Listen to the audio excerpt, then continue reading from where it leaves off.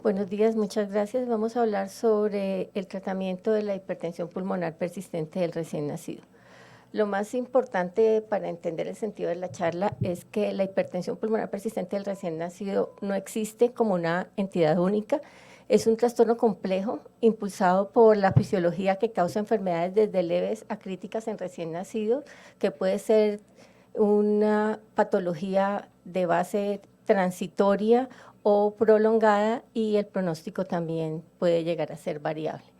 Esta diapositiva, que es la que a muchos les interesa, tampoco existe, que es un flujograma específico de manejo con la hipertensión pulmonar, porque incluso manejos básicos como el óxido nítrico pueden llegar a empeorar un paciente con una hipertensión pulmonar persistente del recién nacido.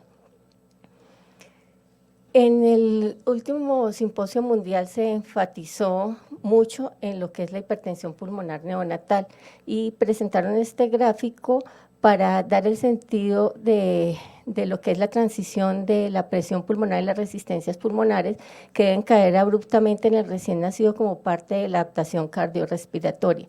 Sin embargo, hay pacientes que tienen unos patrones de alteración en la caída normal de la presión pulmonar, que pueden ser transitorias o pueden ser tardías o sostenidas, lo que lleva a un pronóstico diferente.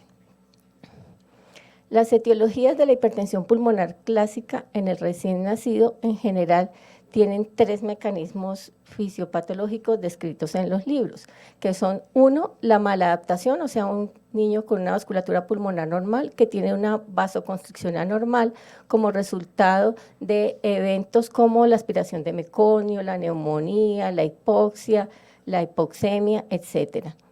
Los pacientes que tienen un mal desarrollo de la vasculatura pulmonar, o sea, una remodelación in útero de la vasculatura por eventos como un cierre prematuro del ductus, cardiopatías congénitas o algún otro evento.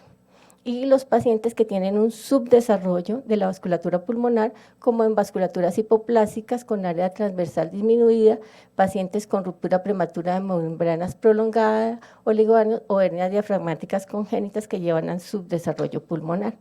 Sin embargo, pues como veremos más adelante, hay muchos otros más mecanismos que pueden llevar a un aumento de la presión pulmonar.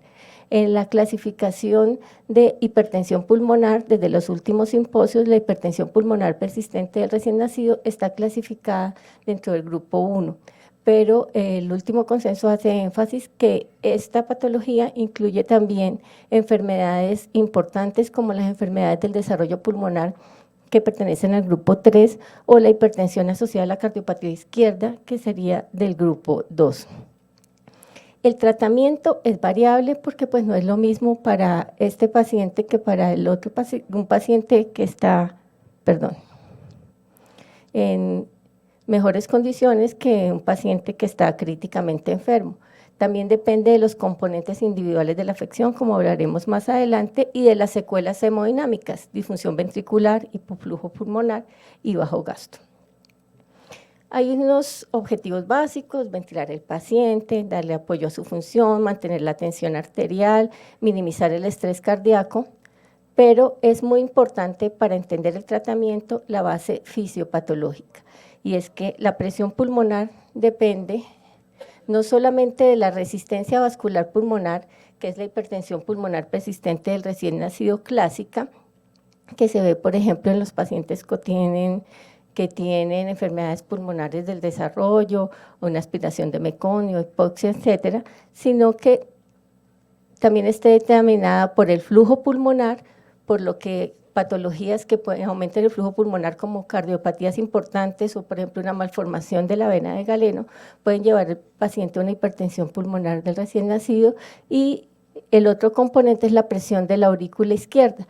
Entonces, pacientes con cardiopatías del corazón izquierdo, subdesarrollo izquierdo o disfunción izquierda pueden tener también el mismo comportamiento. Y hay pacientes que pueden tener una combinación de todo, como lo vemos en los pacientes con hernia diafragmática congénita, en los que la presentación fenotípica puede ser incluso en un mismo paciente en diferentes momentos de su evolución con mayor predominio de alguno de los componentes.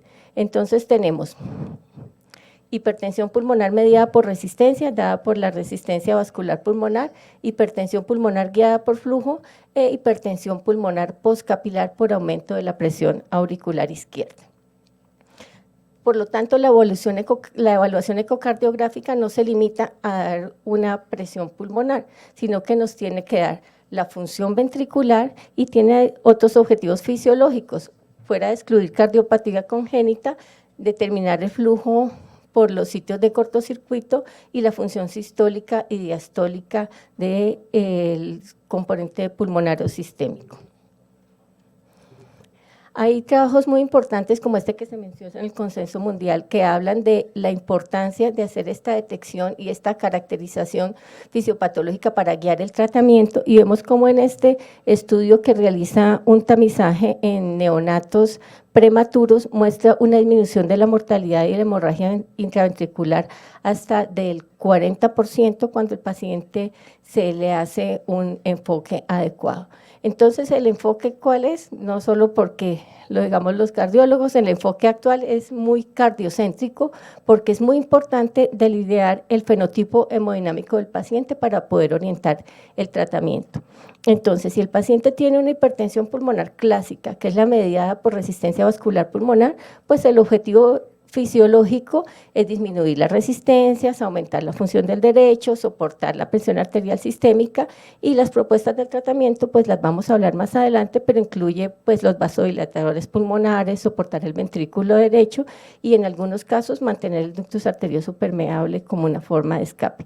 Pero si el paciente lo que tiene es una hipertensión pulmonar mediada por flujo, como en una malformación de la vena de Galeno, lo que hay que hacer, el objetivo es controlar el shunt y incluso puede que necesitemos mantener las presiones pulmonares altas para garantizar el flujo sistémico y evitar el robo. En estos pacientes, en general, no se recomienda el uso de vasodilatadores pulmonares.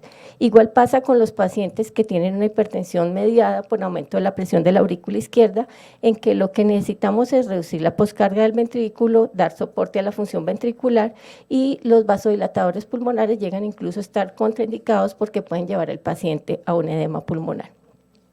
Esta monita gráfica que es publicada en el libro de ventilación mecánica de neonatos resume las cosas que vamos a hablar más adelante sobre las múltiples estrategias que hay para el manejo de la hipertensión pulmonar persistente del recién nacido. Para todos los pacientes hay unas medidas generales que ya en general todos conocen: euglucemia, normotemia, mantener un equilibrio ácido-base, porque aunque el principal estímulo vasodilatador es el oxígeno, no es lo mismo la respuesta a la hipoxia de la vasculatura en un pH ácido que en un pH normal. La sedación es parte del tratamiento, pero hay que tener ojo con la hipotensión. No se recomienda la parálisis, ya que se ha asociado con más reacciones adversas. Hay que mejorar la entrega de oxígeno, no solamente con oxígeno, sino manteniendo al paciente sin anemia, minimizando la extracción, hemoglobinas mayores de 10, ideal entre 13 a 14, evitando también la policitemia, manejo juicioso de líquidos, el soporte nutricional, evitando la introducción temprana de los lípidos, antibióticos en caso necesario, el equilibrio ácido-base y, por supuesto, la oxigenación. El oxígeno es el principal vasodilatador y la hipoxia es el principal vasoconstrictor. Entonces, ¿hay que ponerle oxígeno al paciente? Sí. Cuando tenga hipoxemia, saturaciones productales menores de 90, PaO2 bajas. Hablaremos de cuánto se le pone de oxígeno al paciente, supervisar la oximetría, evitar desaturaciones, pero también evitar la hiperoxia. Hay que recordar que aunque la hipoxia es mala y vasoconstrictora, la hiperoxia no es más vasodilatadora de lo que podemos tener con una normoxemia, y en cambio sí puede llevar al daño que implican los radicales libres de oxígeno.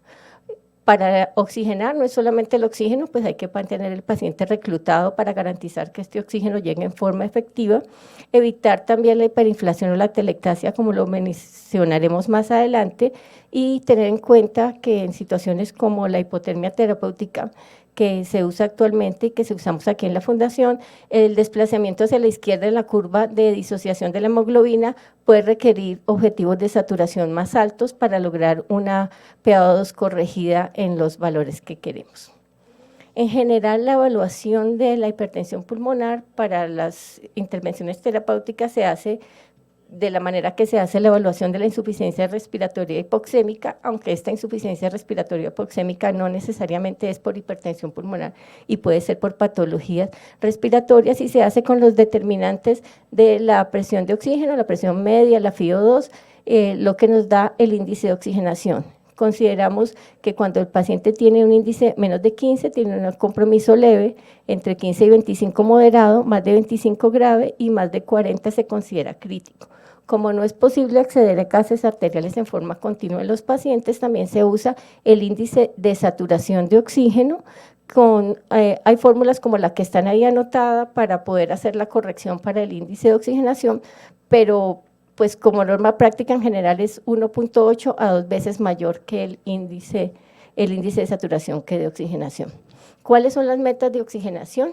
Esto es muy importante, en parte depende de la patología, pero en general se han establecido basado en estudios como este, no hay unas metas claras, pero aquí vemos un estudio en el que se hizo en animales, los cuadritos blancos son los animalitos control, los círculos negros son los que tenían hipertensión pulmonar persistente del recién nacido, y vemos cómo hay una caída abrupta de las resistencias vasculares pulmonares a medida que aumentamos la fracción inspirada de oxígeno y a medida que aumenta la presión arterial de oxígeno, pero esto es evidente hasta una PaO2 de 50 a 70. Después de eso, la curva es plana. Entonces, no tiene sentido tratar de mantener unas saturaciones muy altas en los pacientes.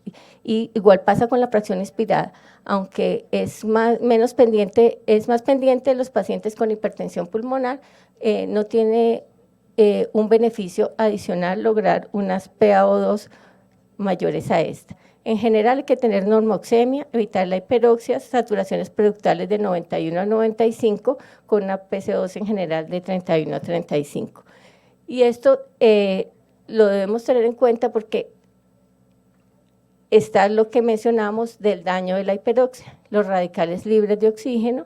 Esto es una gráfica de un estudio en corderos, vemos los objetivos, se llevaron los animalitos a objetivos de saturación entre 86-91 o 96-100%, y aquí vemos las necesidades de FiO2, la resistencia vascular pulmonar, y vemos el estrés oxidativo medido como 3-nitrotirosina.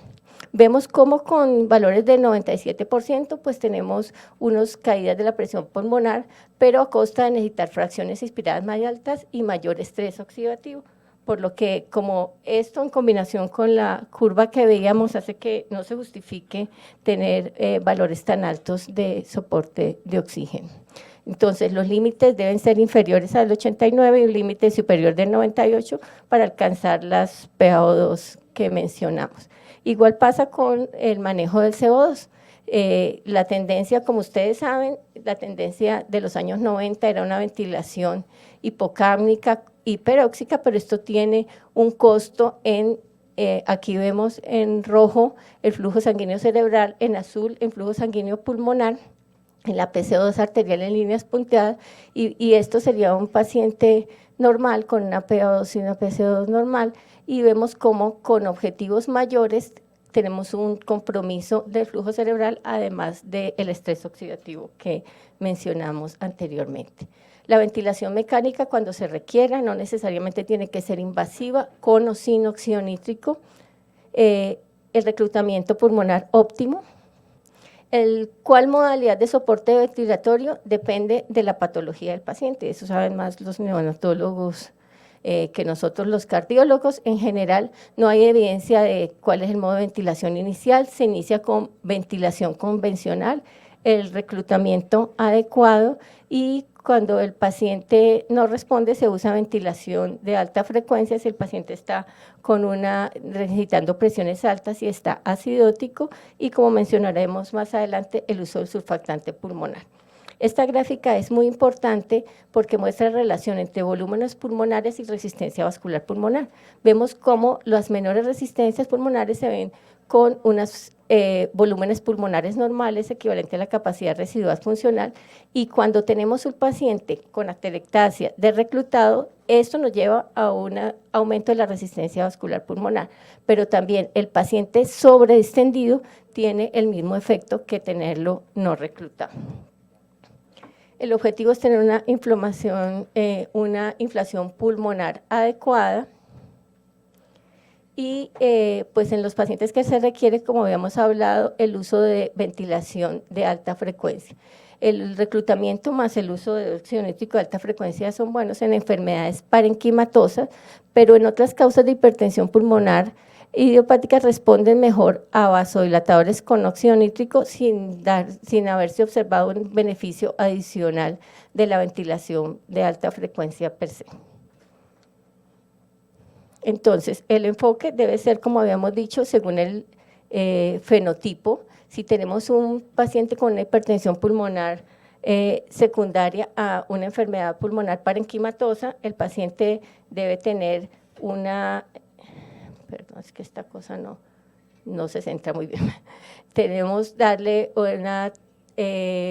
un reclutamiento adecuado y la terapia con surfactantes, pero si el paciente tiene una hipertensión, lo que llamamos de pulmón negro, o sea, de patrón de resistencias altas, tenemos un patrón más protector de la ventilación, y si el paciente tiene una hipoplasia pulmonar, debemos tener no solamente unos objetivos de saturación más bajos, sino que debemos tener un manejo menos conservador, y aquí el reclutamiento no tiene tanto beneficio.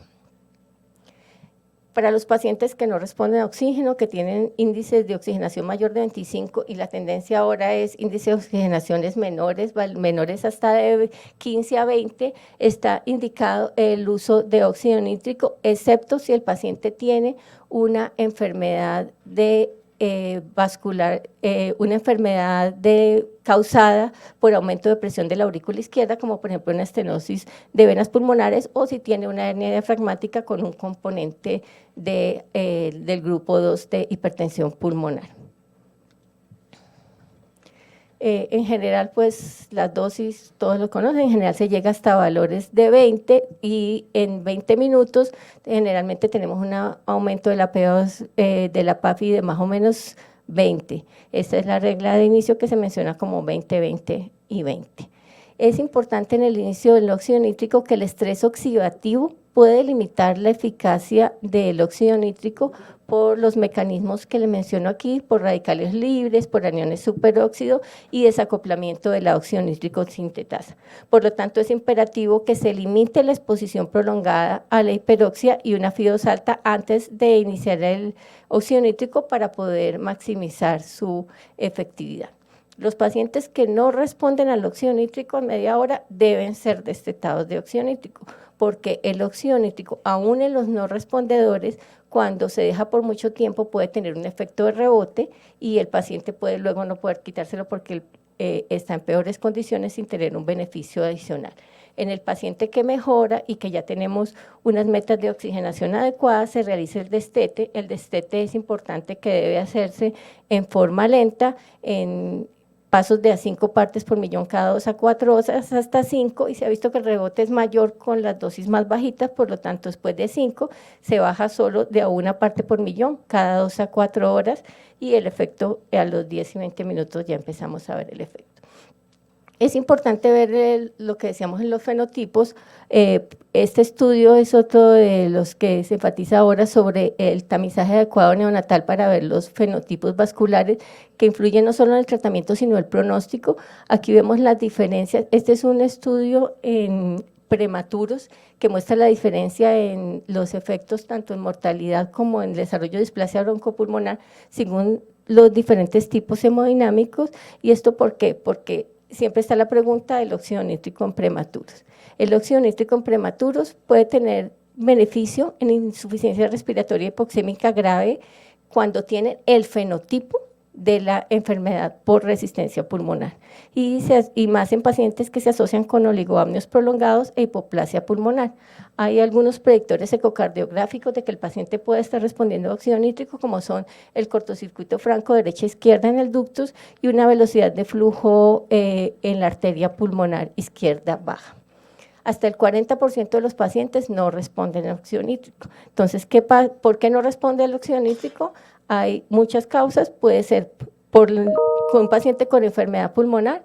Entonces, estos pacientes la principal causa de que no responda un paciente es que no esté reclutado, o sea, el óxido nítrico no le está llegando en forma adecuada, hay que reclutar al paciente, mirar a ver qué está pasando con su patología pulmonar, y en pacientes que en forma prolongada requieren óxido nítrico o no responden al óxido nítrico, se ha asociado con enfermedades del desarrollo como malformaciones genéticas, el TBX4 y otra serie de mutaciones. También puede ser por enfermedad cardíaca y el manejo sería el de la condición de base o pues por enfermedad vascular pulmonar severa que requeriría terapias adicionales. En general, si no mejora, después de reclutarlo y mejorar la hemodinámica, como les decía, hay que suspender el óxido nítrico. Hablemos ahora del sildenafil. El sildenafil es la segunda línea en pacientes normotensos con buena función, o también puede ser primera línea si no hay óxido nítrico, como pasa en muchas instituciones del mundo. Tiene el problema de que no es selectivo, puede causar hipotensión. El sildenafil endovenoso mejora la oxigenación, como les decía, complementando el óxido nítrico también, o solo sin el óxido nítrico. Estas son las dosis que han mostrado mejores resultados, porque ha habido diferentes estudios, hay estudios que no han tenido buenos resultados, posiblemente porque han usado dosis inadecuadas del medicamento. El milrinone es la otra opción, es la indicación 2B en pacientes con hipertensión asociada a disfunción ventricular, también puede ser un complemento del óxido nítrico, es de elección si el paciente está normotenso y tiene disfunción ventricular. Es no selectivo, por lo tanto puede causar una caída de la tensión arterial hasta de 9 milímetros de mercurio, y se ha visto que la terapia prolongada con óxido nítrico aumenta la eficacia del milrinone. Los análogos de las prostaglandinas también se pueden usar, el Ilopros y el Teprostinil. En general tenemos problemas. El Ilopros ha mostrado buenos resultados en los estudios cuando se usa inhalado, tiene la ventaja de ser selectivo, pero tenemos el problema aquí de que requiere dispositivos especiales para aportarlo con el ventilador que no están disponibles, y el Teprostinil ha tenido buenos resultados en pacientes seleccionados, como mencionaba ya el doctor Díaz, aquí lo hemos usado y se ha publicado su uso. El Bosentan tiene resultados controvertidos, se ha usado en pacientes no respondedores y en uso crónico en pacientes con patologías asociadas, y pues tiene la precaución de la hepatotoxicidad. La función ventricular se puede ver alterada por todos estos mecanismos que se mencionan aquí, y el paciente puede tener una hipotensión no solamente por el compromiso de la función ventricular, también por la patología de base como una hernia diafragmática, una enfermedad cardíaca estructural, o por el uso de los medicamentos como lo que mencionábamos, incluso el mismo milrinone, el uso del sildenafil pueden causar hipotensión en los pacientes. ¿Qué tenemos que hacer con el paciente hipotenso? Depende de la evaluación clínica del paciente y la evaluación ecocardiográfica. Entonces debemos mirar cómo está la función cardíaca, cómo está la tensión arterial, y también tenemos que mirar cómo está el cortocircuito a través del ductus y el foramen oval. Si el paciente tiene una presión normal y una función cardíaca normal, se debe hacer el manejo estándar de hipertensión pulmonar, idealmente pues con el óxido nítrico que está disponible, sino con el sildenafil. En cambio, si el paciente tiene una disfunción cardíaca, como lo habíamos mencionado, el milrinone puede ser una buena indicación. Si el paciente tiene una presión baja y tiene disfunción cardíaca, no solamente un milrinone, sino que hay que poner otro tipo de inotrópicos como vasopresina, adrenalina, y en casos refractarios la hidrocortisona, como mencionaremos más adelante.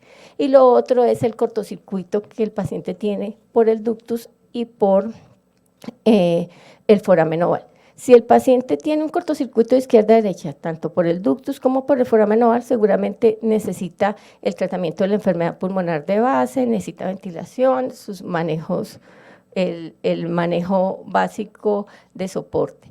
Si ya el paciente tiene un cortocircuito de derecha a izquierda, tanto como en el ductus como por la hipertensión, seguramente va a tener una presión pulmonar mediada por resistencia y necesitaría el manejo vasodilatador convencional.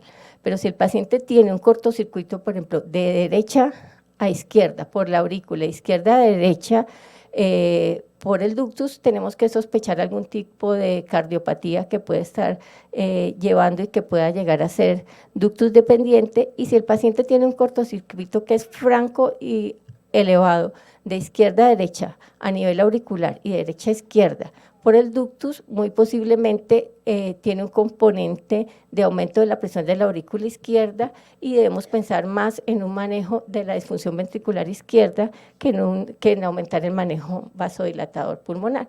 Pero por supuesto, pues depende de otros factores, de la condición general del paciente, de la disfunción del ventrículo derecho y de la fracción inspirada que tengamos en el momento. Si un paciente no tiene disfunción del ventrículo derecho y tiene una FiO2 baja, pues simplemente vamos a poder seguir con el manejo con el óxido nítrico y hacerle el seguimiento. Pero si el paciente tiene disfunción del ventrículo derecho y está hipotenso, pues habría que pensar en hacerle el soporte inotrópico correspondiente. La prostaglandina 1 se usa para mantener el ductus permeable y también por un efecto vasodilatador puede servir para mejorar la inotropía y la lucitropía y es una opción en pacientes con disfunción severa del ventrículo derecho. El surfactante tiene una indicación 2A, es importante en los pacientes con enfermedad pulmonar parenquimatosa, cuando se requieren concentraciones de oxígeno alta, está contraindicado en hernia diafragmática y en hipertensión idiopática, o sea, es más para la hipertensión pulmonar de componente parenquimatosa. Hay muchos estudios, como este estudio de González, que muestra que el uso del surfactante con el óxido nítrico mejora la condición clínica del paciente, reducción de la progresión de la insuficiencia respiratoria, la incidencia de ECMO y la mortalidad. La hidrocortisona tiene indicación 2B, es una opción en pacientes hipotensos con hipertensión resistente a catecolaminas o en hipertensiones pulmonares refractarias que no han respondido a óxido nítrico. La terapia con ECMO es una opción en los pacientes críticos que no responden al tratamiento médico con un índice de oxigenación persistente mayor de 40, acidosis metabólica o unas diferencias arteriales mayores de 600 y se debe usar cada vez en forma más temprana para evitar el deterioro del paciente y su mortalidad. Muchas gracias.